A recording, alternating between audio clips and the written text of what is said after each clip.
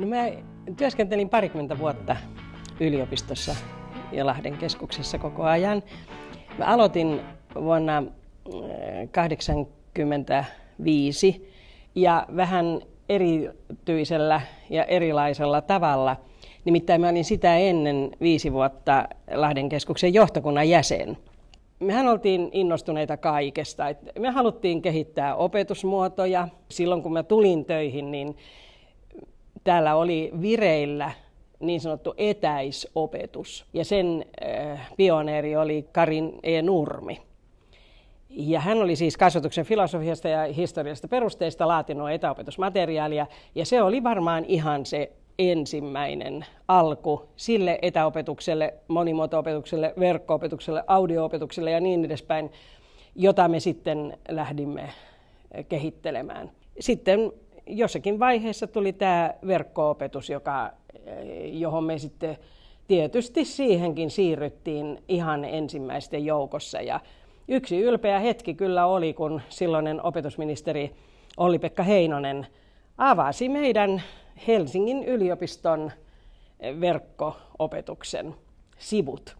Ja siihen liittyen SUVin sivut, eli Suomen virtuaalisen avoimen yliopiston sivut. Jotakin oli saatu oikein suurta, mittavaa ja kunnianhimoista aikaan.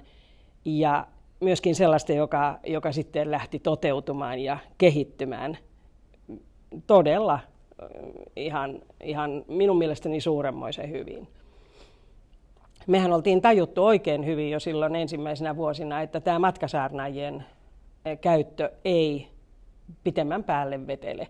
Että yliopistosta palkattiin opettajia, jotka matkustivat eri paikkakunnille antamaan avointa yliopisto-opetusta, mutta ei sitä kauan kukaan jaksanut, tai hyvin harva jaksoi kauankaan.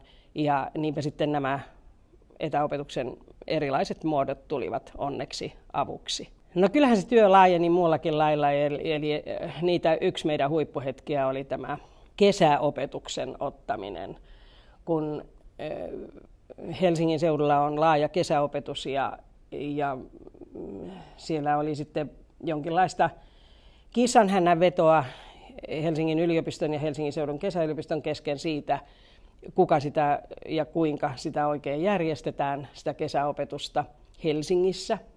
Niin rehtori Raivio sitten otti minuun yhteyttä, että mitäs jos avoin yliopisto ryhtyisi järjestämään sitä. Silloin oli ihan alkuvuosi ja se opetuksen piti käynnistyä sitten jossakin toukokuussa. Niin mä sanoin, että mun täytyy nyt kyllä tätä vähän miettiä ja että uskalletaanko me tähän lähteä, että tässä on niin hirveän kiireinen aikataulu. Ja mä hyvin nöyrästi menin takaisin toimistoon ja sanoin työtovereille, että nyt on niin, että Raivio toivoo, että avoin ottaa kesäopetuksen ja eikös me vaan ruveta siihen, että onhan se meille iso asia, jos me siinä nyt onnistutaan, iso uusi alueen valtaus ja niin edespäin. Ja me päätettiin ryhtyä ja me onnistuttiin. Me onnistuttiin heti ensimmäisenä kesänä. Äsken kysyin tuossa entiseltä työtoverilta, että mites kesäopetus nyt sitten? Oi, se on vaan laajentunut, mulle kerrottiin. Joten tämmöisiä laajentumismielialalla tehtyjä toimia meillä kovasti oli. Mulla oli suuri onni siinä, että mä sain niin hyviä työtovereita, työyhteisöstä muodosti tiivis. Ja sitten siinä, että johtokunta oli niin loistava. Ihan normaaleissa rutiinikokouksissa, mutta erityisesti niissä seminaareissa, joita vuosittain pidettiin, niin ei sen parempaa ideointiriihtä olisi voinut kuvitella kuin saada ne eri alojen professorit ja myös kuntien edustajat yhdessä miettimään, mitä Lahden keskus nyt voisi ryhtyä tekemään, mihin päin suuntautumaan, mitä uusia ideoita ottamaan haltuun. Sitten kun lähdettiin toteuttamaan niitä asioita ja tekemään seminaarista muistiinpanoja, niin olihan se aika komeata huomata, että kuinka paljon sieltä loppujen lopuksi pystyttiin toteutuksia suorittamaan, toteutuksia tekemään. No sitten mä viimeiset 7 vuotta olin johtajana koko tässä keskuksessa ja se oli hyvin erilaista aikaa. Ensin mä ajattelin, että nyt minun kyllä ihan huonosti kävi, että mä hukun siihen hallintoon enkä saa enää olla mukana kaikessa innostavassa ja kiintoisessa, mutta eihän se niin ollut. Näköalat vaan laajenivat ja työ oli jälleen erittäin antoisaa. Semmoinen keskuksen hajasijoittuneisuus, että oli eri kaupungeissa ja eri toimipisteissä, niin se oli vaikeata. Toimialatkin oli niin moninaiset ja hajanaisetkin, sekin oli vaikeata. Mutta kaikista sellaisesta oli sittenkin helppo selvitä, mutta vaikeinta oli kyllä jälkeenpäin ajateltuna se, että meillä oli aina organisaatiouudistuksen uhka päällä, ihan jatkuvasti. Ja 2 viimeistä vuotta mä varmaan ihan päätoimisesti tein ja olin mukana siinä organisaatiouudistuksessa, jota Helsingin yliopiston keskushallinnosta ajettiin.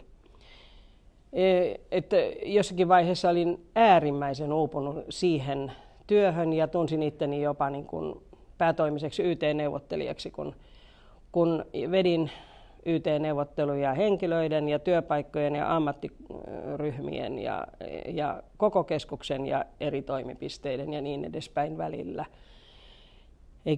Eikä oikein hyvää tulosta tuntunut syntyvän. No ne oli tämän työn nurjia puolia, mutta pääasia oli se henki, joka siitä lähtien, kun mä tähän keskukseen tulin, niin siihen päivään, kun mä täältä lähdin, niin että täällä ei suhtauduttu työhön sillä lailla, että ei tuollaista ei kannata tehdä, ei tuommoista pidä yrittää, ei pysykää nyt vaan siinä, missä olette, tehkää sitä, mitä teette. Ei koskaan näin, vaan ihmisille annettiin siivet ja tuettiin sitä, mitä tehtiin uutta ja haluttiin olla mukana niin kansainvälisesti kuin kansallisesti uusien hyvien asioiden tekemisessä. Mä olen valtavan kiitollinen ja iloinen siitä, että mun lopputyöurani oli nimenomaan Helsingin yliopistossa ja Lahden keskuksessa, joka sitten vuonna 2000 muuttui Palmeeniaksi.